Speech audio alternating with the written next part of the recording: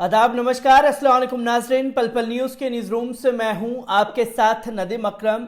उत्तर प्रदेश चुनाव का जो आखिरी चरण है आज डाला जा रहा है, जहां 7वें चरण में मतदान जारी है। पर इन 7 चरण को अगर देखें तो 7वें चरण से भारतीय जनता पार्टी को बड़ा झटका लगने जा रहा है, क्योंकि 7वें चरण पर अगर नजर डालें तो ये वो सीटें हैं जहां 2014 में जब मोदी लहर चली थी और 2017 में योगी लहर थी और 2019 में भी भाजपा लहर था उत्तर प्रदेश, तब ये वो राज्य थे जहां पर भारतीय जनता पार्टी की दाल नहीं गल पाई थी।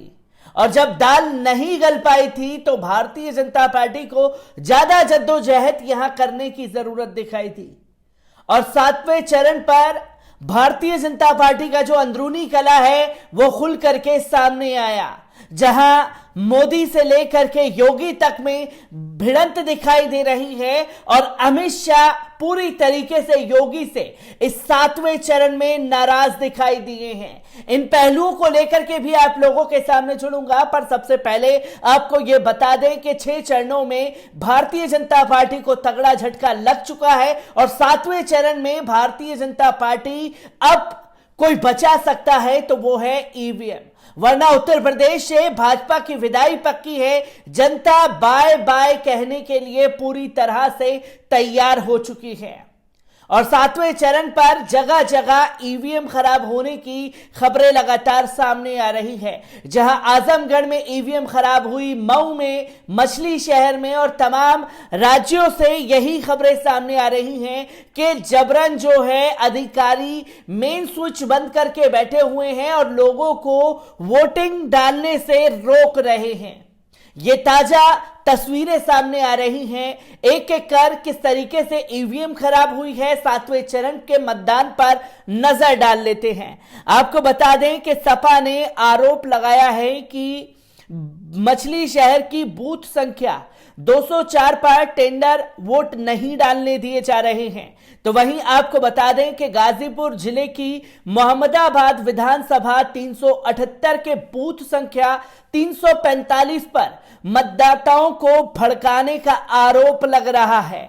तो वहीं आजमगढ़ की सगड़ी विधानसभा 345 के बूथ संख्या 61 पर ईवीएम खराब है। ईवीएम का मेन स्विच ऑफ होने के कारण देर से मतदान शुरू हुआ है, जिस पर चुनाव आयोग को नजर डालने की जरूरत है। आपको बताते चलें कि 7वें चरण में वाराणसी की 8 विधानसभा सीट के साथ चंदौली की 4, भदोई की 3, मिर्जापुर की 5, सोनभद्र की 4, गाजीपुर की 7, मऊ की 4, आजमगढ़ की 10 और जौनपुर की 9 सीटों पर मतदान किया जा रहा है।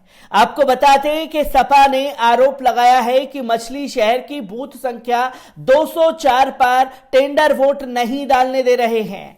सपा ने आरोप लगाया है कि जौनपुर की 369 मछली शहर विधानसभा के बूथ संख्या 204 पर पीठासीन अधिकारी टेंडर वोट नहीं डालने दे रहे हैं और अपनी मनमानी कर रहे हैं। पार्टी ने चुनाव आयोग से तत्काल कठोरतम कार्रवाई करते हुए सुचारू एवं निष्पक्ष मतदान सुनिश्चित करने की अपील की है।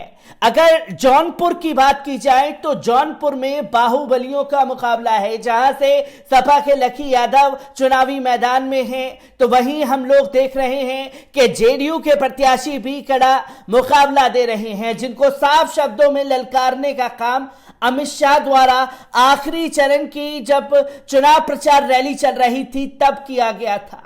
और भारतीय जनता पार्टी यहां दमखम दिखाती हुई नजर आ रही है। ये तमाम तस्वीरें बूथ नंबर जौनपुर की सामने आ रही हैं, जहां पर इस तरह की दिक्कतों का सामना करना पड़ा है। वहीं आपको बताते चलें कि गाजीपुर जिले की मोहम्मदाबाद विधानसभा 378 के बूथ संख्या 345 पर कुछ लोग खड़े होकर मतदाताओं को भड़का रहे हैं और कह रहे हैं कि आपका वोट पड़ गया है, आप घर जाइए, चुनाव आयोग और जिला प्रशासन तत्काल संज्ञान ले।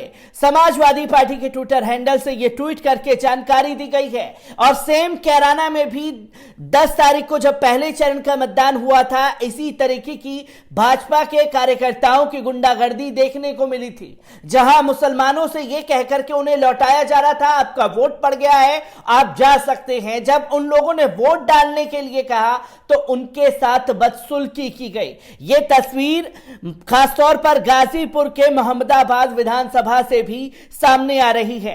तो वहीं आपको बता दें कि गाजीपुर जिले की मोहम्मदाबाद विधानसभा 378 के बूथ संख्या पर मतदाताओं को भड़काया जा रहा है, जैसा कि आरोप लगातार समाजवादी पार्टी लगा रही है। तो वहीं आजमगढ़ जिले की सगड़ी विधानसभा 345 के बूथ संख्या 61 पर ईवीएम खराब है, मतदान कार्य बाधित है, चुनाव आयोग और जिला प्रशासन तत्काल संज्ञान ले।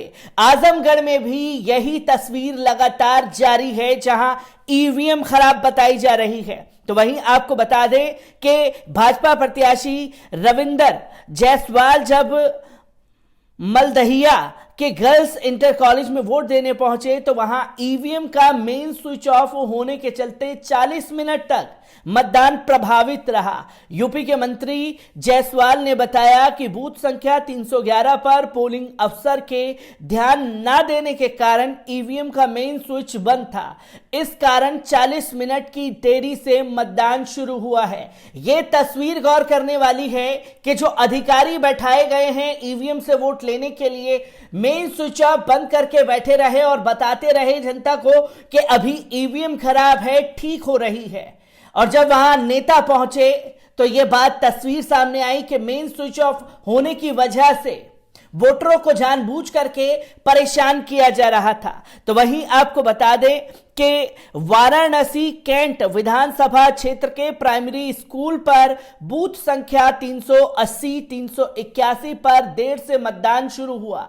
बूथ संख्या 381 पर 15 मिनट देर से और 380 पर मशीन की खराब के कारण 35 मिनट से मतदान प्रभावित हुआ है। जानबूझ करके डिले कराने की कोशिश की जा रही है, देर से वोट डलवाने की कोशिश की जा रही है अधिकारियों द्वारा। तो वहीं समाजवादी पार्टी ने एक और ट्वीट किया, मऊ जिले की 353 मधुबन विधानसभा के बूथ संख्या 154 पर वोट डालने से पहले ही इंक लगा दी जा रही है, कृपया संज्ञान ले। चुनाव आयोग ईवीएम बदलवा का सुचारू एवं निष्पक्ष मतदान करे सुनिश्चित।